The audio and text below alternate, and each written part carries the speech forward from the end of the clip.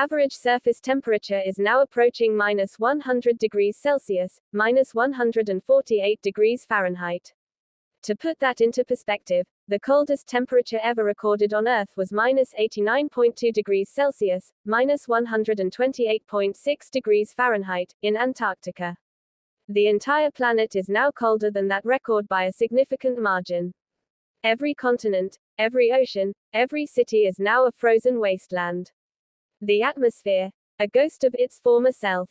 The atmosphere, which was once a thick, life-giving blanket of nitrogen, oxygen, and trace gases, is now a thin, cold shell. Without the sun's heat to drive convection and weather patterns, the atmosphere has become almost completely still.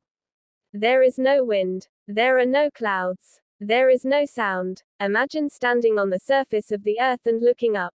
The sky is a deep, starry black, but it is not the familiar black of a moonless night. It is a profound, absolute blackness, punctuated by stars that seem unnaturally bright and sharp. They do not twinkle, because there is no turbulent atmosphere to distort their light. They are like pinpricks of frozen light in a velvet void. The air is so thin and cold that it feels like a vacuum. If you were to take a breath, it would feel like inhaling liquid nitrogen. Your lungs would burn, then freeze. Any exposed skin would freeze in seconds.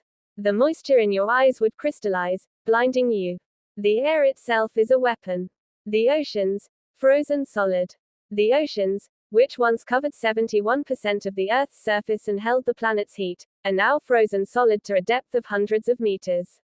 The ice is not the familiar, brittle ice of a winter pond. It is a dense, crystalline mass, as hard as granite.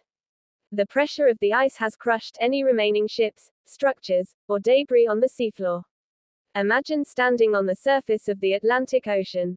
It is no longer a liquid expanse. It is a solid, white plain that stretches to the horizon.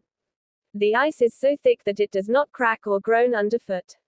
It is silent, motionless, and eternal. The waves, which once crashed against shores, are now frozen in mid-motion, like a photograph of a storm. The great ocean currents, the Gulf Stream, the Kuroshio, the Antarctic Circumpolar Current, have all stopped. The ocean is a single, frozen mass, with no movement, no life, no sound. The land, a frozen tomb. The continents are buried under ice and snow. The great cities of the world, New York, London, Tokyo, Shanghai, are now frozen tombs. The skyscrapers are encased in ice, their windows shattered by the cold. The streets are filled with frozen bodies, frozen cars, frozen debris. Imagine